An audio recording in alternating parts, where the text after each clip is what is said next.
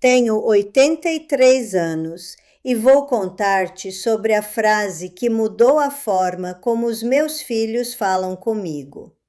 Não para sempre, não perfeitamente, mas o suficiente para eu recuperar a minha dignidade. E olha, não estou a dizer que uma frase conserta uma família destruída. Não te estou a vender um truque de magia. Estou a dizer-te o que funcionou quando eu estava no meu ponto mais baixo, quando senti que me tinha tornado ruído de fundo na minha própria vida. Há um tipo especial de partir o coração que vem com envelhecer, e nem sempre são as coisas grandes.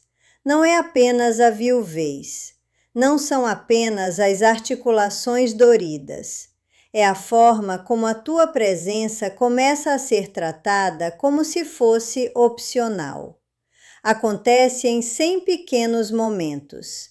Uma chamada apressada, um suspiro antes de responderem. Podes fazer isto rápido, mãe? Como se estivesses a ligar para uma linha de apoio ao cliente. Fiquei viúva há 15 anos. O Vincent e eu fomos casados 46 anos. E depois de ele morrer, o mundo não ficou apenas mais silencioso. O mundo ficou mais pequeno. E os meus filhos, David, Linda, Sarah, Emma e Michael, não se tornaram cruéis. Tornaram-se ocupados. E estar ocupado pode parecer crueldade quando és tu quem fica à espera. Preciso que entendas uma coisa antes de eu continuar. Eu contribuí para este problema. Contribuí. Ensinei-lhes que as minhas necessidades podiam ser minimizadas. Ensinei-lhes que eu aceitaria quaisquer migalhas de atenção que eles pudessem dispensar. Treinei-os sem querer e tive de os destreinar. A falta de respeito não era barulhenta. Isso teria sido mais fácil. Era uma desvalorização educada. Era um tom. Era a forma como eles conseguiam falar 20 minutos se precisassem de alguma coisa. Mas se eu ligasse só para partilhar uma memória sobre o Vincent, o relógio começava a contar. E o que eu não entendia naquela altura era que quando aceitas ser tratada como uma interrupção, começas a sentir-te como uma interrupção. Começas a fazer-te mais pequena antes mesmo de alguém te pedir. Quero contar-te sobre o momento exato em que eu quebrei. Era uma manhã de terça-feira. Normal. Eu estava a limpar uma gaveta no corredor. Só uma daquelas gavetas que acumulam tudo. Pilhas, velas velhas de aniversário, elásticos, chaves de que não te lembras. As minhas mãos estavam a mover-se em piloto automático, até eu encontrar algo que me fez parar. Era a velha chave de latão da primeira casa que o Vincent e eu compramos. Um lugar pequeno, cheio de correntes de ar que mal podíamos pagar. Segurei aquela chave na palma da mão e por um segundo voltei exatamente para lá. Lembrei-me do Vincent de pé na sala, a rir porque a fornalha fazia um som como se estivesse a tossir. Lembrei-me dele a dizer: "Vai ficar tudo bem, Laura, vamos torná-la nossa." Eu não sabia na altura, mas o meu peito começou a doer, porque de repente eu queria partilhar essa memória com alguém que se importasse como eu me importava. Por isso liguei ao David. Presta atenção a este detalhe, porque vai importar mais tarde. Eu não liguei para pedir nada. Eu não liguei para pedir ajuda. Eu liguei porque eu tinha amor na mão e queria entregá-lo ao meu filho. Ele atendeu ao segundo toque e eu conseguia ouvir alguém até Clara ao fundo. Logo de imediato ele disse: "Olá, mãe, estou a entrar numa reunião. O que se passa?" Eu tentei falar rápido, como se estivesse a correr contra um temporizador. Eu disse: David, encontrei a velha chave da primeira casa, a primeira casa do teu pai comigo, e fez-me pensar nele e... Ele interrompeu-me.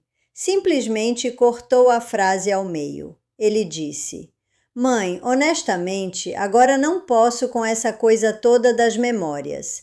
Há mesmo uma emergência? Uma emergência mesmo. Eu fiquei calada. Tudo dentro de mim ficou calado também, como acontece quando estás em choque. O meu estômago afundou. Eu senti-me completamente invisível. Eu disse: Não, nada, está tudo bem, e desliguei. Eu sentei-me à mesa da minha cozinha a olhar para o padrão da toalha de mesa como se ele tivesse respostas. Eu não chorei porque estava zangada. Eu chorei porque me senti patética. Eu pensei: quando foi que os meus filhos deixaram de querer ouvir-me? Quando foi que eu me tornei algo para gerir? A minha primeira reação foi ressentimento. Depois tentei algo pior. Tentei o silêncio. Eu disse a mim mesma: está bem, se eles não me ligam, eu não lhes vou ligar. Vou ver quanto tempo demora até eles notarem que eu desapareci. Durante semanas eu não iniciei nada. Eu não liguei, eu não mandei mensagens, eu esperei. Espera, fica pior. Eles não notaram da forma como eu queria que notassem. Eles ligavam quando precisavam de alguma coisa. A Linda ligou para perguntar se eu ainda tinha uma receita. A Sara ligou para perguntar sobre uma história de família para o projeto da escola da filha dela. O David ligou uma vez para me lembrar de uma consulta médica de que eu não precisava de ser lembrada. Eles não ligavam porque sentiam a minha falta. Eles ligavam porque eu era um recurso. E o meu silêncio não lhes ensinou respeito. Só me deixou mais isolada. Sinceramente, esse foi um dos meses mais solitários da minha vida. E fui eu quem o fez. Depois tive uma conversa que mudou as coisas. Foi com a minha neta Claire. A Claire tem uma forma de olhar para mim que me faz sentir vista e ligeiramente repreendida ao mesmo tempo. Ela passou por lá numa tarde e encontrou-me num estado de espírito que eu não conseguia esconder. Ela disse: Avó, o que se passa? Eu contei-lhe tudo. A chamada telefônica, a emergência mesmo, a espera. A forma como eu me sentia como uma antiguidade, mantida por perto, teoricamente valorizada, mas na maior parte ignorada. A Claire ouviu sem me interromper. Depois ela disse uma coisa que doeu. Ela disse: Avó, tu ensinaste-lhes isto. Eu comecei a protestar. Eu queria dizer: eu fiz tudo por eles. Eu queria dizer: eu sacrifiquei-me. Eu queria dizer: eles deviam saber melhor. A Claire levantou a mão. Ela disse: eu sei, mas ouve. Cada vez que eles te apressam, tu pedes desculpa. Tu dizes: está bem. Tu dizes: deixa lá. Tu acabas o que estavas a dizer como se não importasse. Então eles aprenderam que não importa. E o que eu não entendia naquela altura era que ser complacente nem sempre é bondade. Às vezes é medo com boas maneiras. A Claire inclinou-se para a frente e disse: Tu não precisas de gritar. Tu não precisas de chorar. Tu precisas de um limite. Calmo, claro, todas as vezes. Eu ri-me, mas não tinha graça. Eu disse: O que é que eu hei de fazer? Dar-lhes uma palestra? Ela disse: Não, tu nomeias o comportamento e pedes-lhes para tentarem outra vez. Depois ela deu uma frase, a frase exata.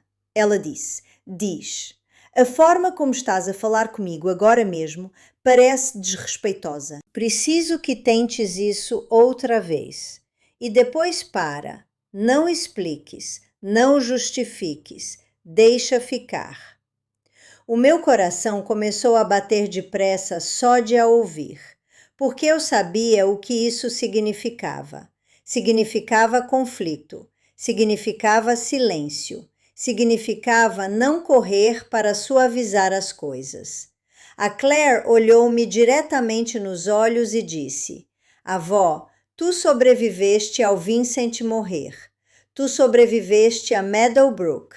Tu sobreviveste àquela queda.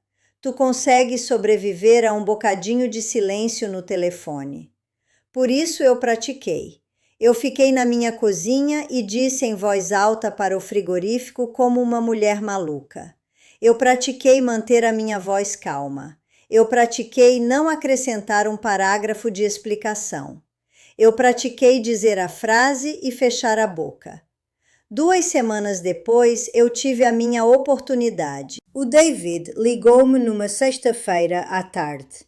Ele estava apressado. Eu conseguia ouvir aquele tom seco na voz dele. Ele disse: Mãe, ouve, preciso que me faças um favor. Tenho uma viagem de trabalho e preciso que estejas disponível se o empreiteiro passar lá por casa. Só fica aí, está bem?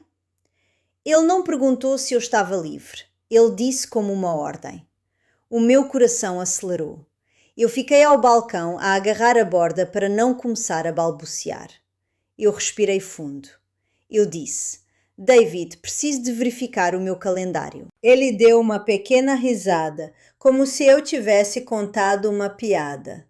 Depois ele disse: Mãe, vá lá. Que calendário? Estás reformada. Diz só que sim. Ali estava, a desvalorização de toda a minha vida. A antiga eu teria cedido. Eu teria dito: claro, querido, mesmo que me custasse alguma coisa, só para evitar aquele tom.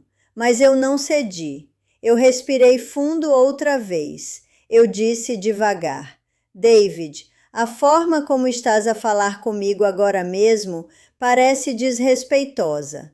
Preciso que tentes isso outra vez. Depois eu parei de falar. E olha, aquele silêncio parecia estar de pé na beira de um telhado. Eu queria preenchê-lo. Eu queria suavizá-lo. Eu queria pedir desculpa por ter espinha dorsal. Mas eu não o fiz. 10 segundos, talvez 15. Pareceu uma eternidade. Depois eu ouvi-o expirar. Não um expirar dramático, o verdadeiro, daqueles que dizem: ela não está a brincar. Ele disse mais baixo: Tens razão. Desculpa, mãe. Estou estressado. Estás disponível na sexta para o empreiteiro? Senão, eu arranjo outra coisa. Os meus olhos encheram-se de lágrimas. Não porque eu me sentisse fraca, porque eu senti algo voltar para mim. Eu disse: Sim, eu posso na sexta e preciso que me dês a janela de horário. Ele deu. Quando eu desliguei, eu fiquei ali na minha cozinha e senti uma faísca, uma pequena, mas real. Uma vitória não ganha uma guerra. Eu sabia disso. Nos meses seguintes, ele voltou a escorregar. A Linda também, a Sarah também. E todas as vezes eu usei a frase outra vez. Calma, Clara, sem discursos. Às vezes eu acrescentava: Vamos falar quando tiveres tempo?